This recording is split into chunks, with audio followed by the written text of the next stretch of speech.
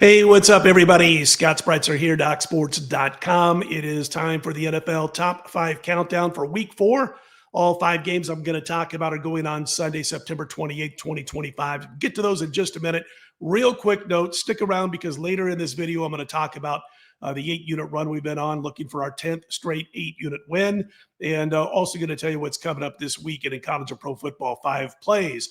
Also, be sure to check out my Friday video if you're watching this on Friday on the Florida State-Virginia game, Top 5 Countdown in college football, also available right now and, of course, all throughout the weekend. And let's get to it, guys. Let's start first with the number 5 play in the countdown. And by the way, these lines are good as of the time I cut this video, which was about midnight Eastern time going into Friday morning, 9 p.m. Pacific time out here on the West Coast. Texans minus the points over the Titans, the number 5 play. Tennessee's offense is a mess. The most unfortunate player on this team is Cam Ward, playing behind a weak offensive line and not a lot of talent around him. And if you take away his running back Pollard, if you take away Okonkwo, his tight end, there's just not much substance. Houston's 0-3, but they could be 3-0, and the defense has been keeping them in games.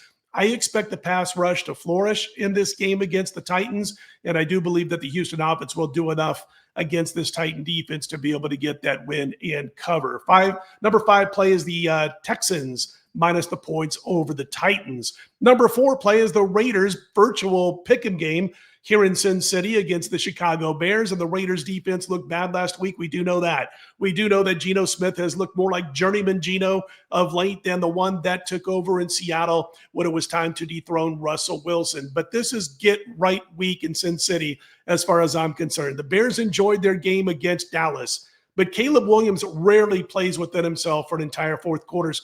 He gets excited. He forces plays. He makes a lot of key mistakes. And I expect a return of that Caleb Williams a little bit more than the one we saw last week against a badly coached Dallas team, badly run Dallas organization. I like the Raiders here, minus the point to get the win, our number 4 play on the Las Vegas Raiders over the Chicago Bears. Going to go to the prop market for our number 3 play, Chargers quarterback Herbert, under 257.5 passing yards. I've seen it anywhere from $112 to $115, a little bit of juice on that under. And shop around because I've seen as much as 5 yards difference with this prop. But I do like Herbert to stay under 257.5 passing yards. Teams don't have to throw a lot against the Giants. The Giants have faced a ton of running plays. And in fact, Washington had more running plays than passing plays in their game against the Giants. And the G-men, well, they're the 5th worst defense when it comes to yards per carry allowed at 5.2. So even without Najee Harris on the field anymore for the Chargers after he got hurt last week, I do believe Hampton, Haskins, they're both going to get their carries, and I do like this under 257.5 passing yards, Justin Herbert. Number 2 play, we head to Dublin, Ireland, 9:30 a.m. Eastern time on Sunday morning. That's 6:30 a.m. Pacific, and I'm going to back the Vikings minus 2.5 over the Pittsburgh Steelers on this one.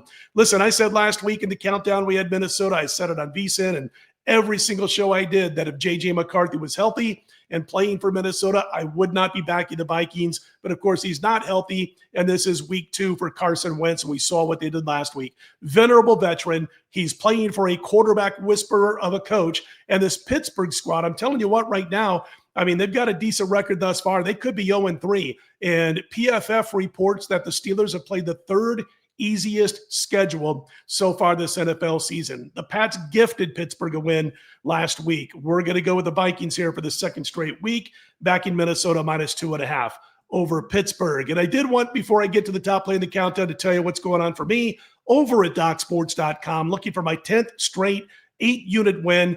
We went 4-0 last year in college and pro football. We swept the gridiron with our 8-unit plays. 5 plays going Saturday and Sunday combined. If you're watching this before 7 p.m. Eastern time on Saturday, you will be able to get that 8-unit play. It's a Saturday night play.